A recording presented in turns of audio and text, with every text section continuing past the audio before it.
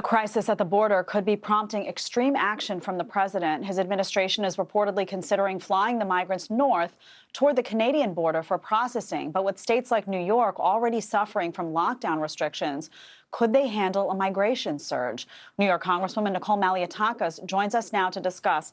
Congresswoman, so, there's a concern. These processing centers are getting overloaded. And now people are saying, well, could processing centers start popping up in other places?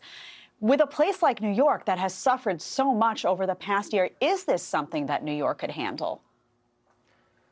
Well, first, let's not forget that the northern border is actually closed to non-essential travel. So an American citizen who actually wants to go, let's say, to Canada or vice versa, doesn't have the freedom to do so, yet they're allowing people to come over the southern border without really any checks and balances. And what you're seeing is the Biden administration undoing President Trump's policies that clearly worked in stemming the tide of illegal immigration, and his policy, President Biden's policy, is very lacking of compassion, not only to the migrants, because they're encouraging the migrants to take perilous journeys with smugglers, with those individuals who are running drug cartels. Many of these individuals end up in human trafficking situations. There are children who are being abused, and they're taking a very dangerous journey, and the president has incentivized that.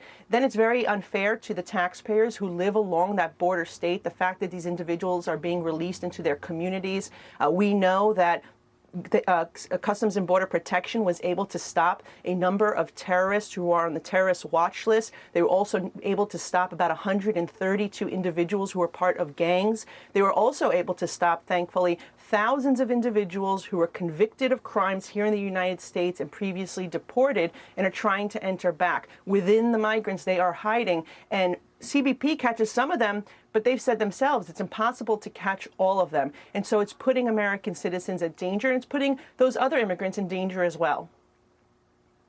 Yeah, and there's also this question of just inadequate resources, right? I mean, when you have people flood into your city, your town, there's not necessarily going to be a means to take care of everyone. So, we've had some mayors come on the show this morning and talk about that. Are you concerned in a place like New York that what happens then when resources start to run out for citizens of the city, citizens of the state, and now you have an influx of people that you can't even compassionately take care of because you just don't have enough goods and services to do so?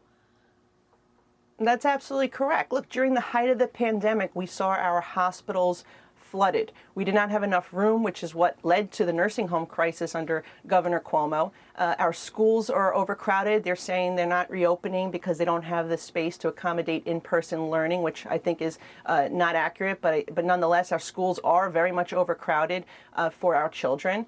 You have a homeless crisis here in New York. They're actually paying tens of millions of dollars in contracts to place homeless in hotels. And they're doing that now as well at the southern border for these migrants. So it's unfair to the taxpayers who are expecting a number of services from their city and they can't access it because there's too many people. Congresswoman, you mentioned Cuomo. Now the FBI reportedly has its sights on Governor Cuomo, on his aides, looking into and investigating his handling of the nursing homes and whether false data was given to the Department of Justice. We now have 8 accusers that have come forward alleging both harassment and assault. Any updated thoughts on this investigation as it stands today? Well, look, I think the fact that the FBI is questioning senior administration officials shows that there's something there. We've said all along that the governor has mishandled the nursing homes. He underreported. We know that based on the Attorney General's report that said 50% underreporting of COVID deaths, 40% underreporting of positive patients placed in those nursing homes. And we know that there was a cover-up because his own chief of staff admitted it. So, look, I continue to maintain that the governor should be resigning based on this nursing home scandal, whether it's resignation or criminal prosecution, or we defeat him at the ballot box next year. I believe that the governor's days are limited, and those who want to join my effort can go to enoughcuomo.com and add their name. But certainly I think that we just need this to continue as an independent investigation with no interference and let them get to the bottom of this. And if there are criminal charges, then they need to proceed. Congresswoman, thank you so much. We're going to continue to follow both of these, and we'll check back with you again soon. Thanks so much. Thank you.